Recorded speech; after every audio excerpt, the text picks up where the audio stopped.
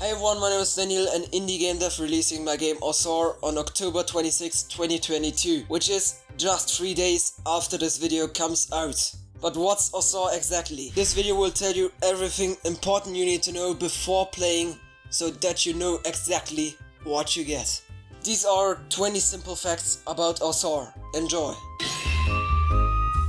Osore is actually a great way for you in experimenting with an unfamiliar genre or type of game, because you don't lose anything in case you don't like it. This means Osore is completely free, no money involved at all. So why not just give it a try once it's out? Osore is a mix of the classic or retro shoot 'em up games and our modern roguelikes packed in a minimalistic but playful art style. It's one of the games that are easy to get into, but still challenging to master. The game is a single player experience, but that luckily doesn't make it any boring. The narrator in the story also talks to you, so it doesn't really feel any lonely. Osore has 4 unique areas in total: Blossom Skies, Fields of Fire, Forgotten Nebula and Ominous Hollow. Each area has 3 randomly generated levels, so no run is like the other. And talking about random level generation, let me explain how that basically works in my game, because it's actually not what it seems to be. In Osore there are handcrafted chunks that are placed in a random order. It's also always different which chunks are used, and most importantly, the elements inside a chunk are partially random as well. This means that I designed the randomness in Osore.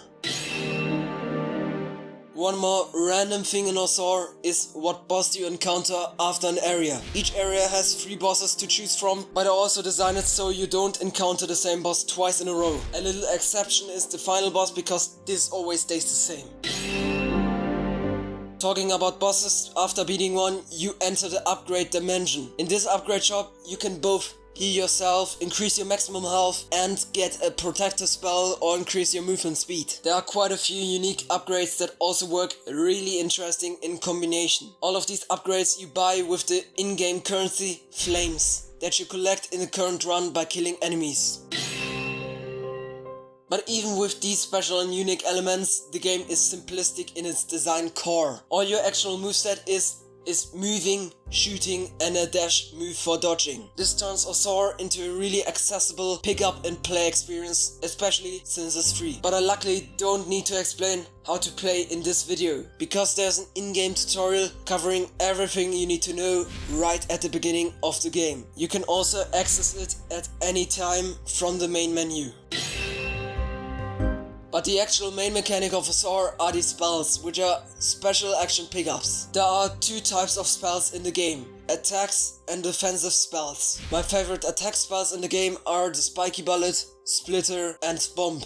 My favorite defensive spells are the heal spell, of course, and the shield one. In total there are more than 20 spells in the game.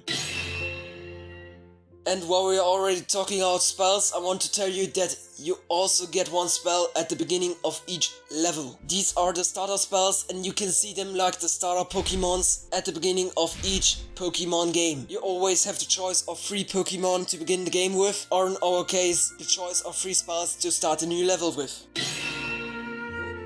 A full run, so a run where you beat the final boss, takes about an hour. If you're not taking a lot of time to beat a boss or to stay in the upgrade shop, this will very likely be true, with the automatic camera scroll always taking the same time to get to the end. I think it being quite short is easier to always get a run done at some point in the day. But you won't have this game completed after just an hour. Osore offers you a lot of depth with in-game achievements and 60 lore cards. The in-game achievements are designed just like a Steam achievement, and I think most of you are quite familiar with these. Lore cards are like sub-achievements, but all of them have their own little lore story that reveals the overall main story of the game. So you can play Osore as a little simplistic but challenging game, or an even more challenging with a lot of depth. Now, what's the story? In a nutshell, the story of Osore is all about fighting your fears and the way of getting stronger. Osore is the story of how a person that let their fears control itself at some point but now fights to get back the self-control and see the real world again.